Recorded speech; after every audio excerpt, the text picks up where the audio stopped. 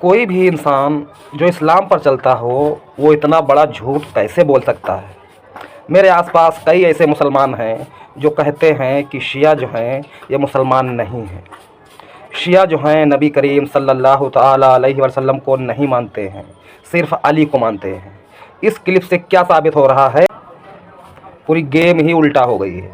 اچھا، آپ انبیاء کے اوپر جادو کو بھی نہیں مانتے؟ نہیں مانتے، ممکن نہیں، شیعہ فکر میں نہیں ہے؟ نہیں ہے۔ ہمارے پاس تو روایات ہیں بخاری مسلم کے اندر کہ حضور پر وہ یہودی نے جادو کیا تھا جس سے آپ کے اوپر اس کا اثر بھی ظاہر ہوا، اور وہ اس حد تک ظاہر ہوتا تھا کہ آپ اگر کوئی کام کر لیتے تھے، نہیں کیا ہوتا تھا تو آپ کو ایسے آپ کو خیال ہوتا تھا کہ گویا کہ میں نے کیا ہوا۔ یہ صحیح بخاری کی روایت ہے۔ جی جی، اسی لیے ہم کہہ رہے ہیں۔ بعض اوقات تو یہ ہے کہ آپ اگر اپنی ازواج کے پاس نہیں گئے ہوئے تھے تو ان کو لگتا تھا کہ میں اس بیوی کے پاس گیا ہوں یا اس کے پاس، تو یہ اتنا اثر آپ کے اوپر ہوا تھا۔ بات وہی ہو رہی ہے، آپ کہتے ہیں ہم نبی کے معصوم کے قائل ہیں، ہم کہتے ہیں آپ لوگ نبی کے معصوم عصمت کے قائل نہیں ہیں، آپ انہیں محفوظ عن الخطا نہیں سمجھتے ہیں۔ جب ایک آدمی کو پتہ نہیں ہے کہ میں نے یہ کام کیا ہے یا نہیں کیا ہے، نہیں، پھر وہ جبرائیل امین نے آ کر سورہ فلق اور سورۃ الناس معاوضتین بتائیں کہ آپ کے اوپر فلاں یہودی نے جادو کیا ہے اور آپ یہ پڑھیں، اور پھر وہ آپ اس طرح پڑھتے تھے اور اس جگہ سے وہ کنگا وغیرہ وہ پورا وہ کنویں سے نکالا گیا اور آپ سے جادو کا اثر ختم ہوا۔ داستان تو یہی ہے، داستان یہی ہے۔ اس داستان کے مطابق آپ پہ جادو ہوا،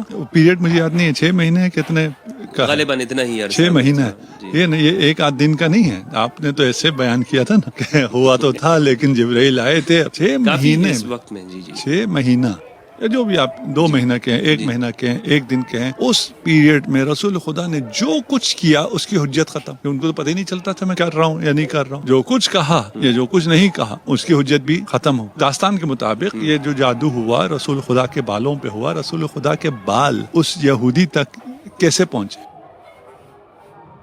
اس کلپ کو سن کر آپ کو کیسا لگا کمنٹ میں ضرور بتائیے۔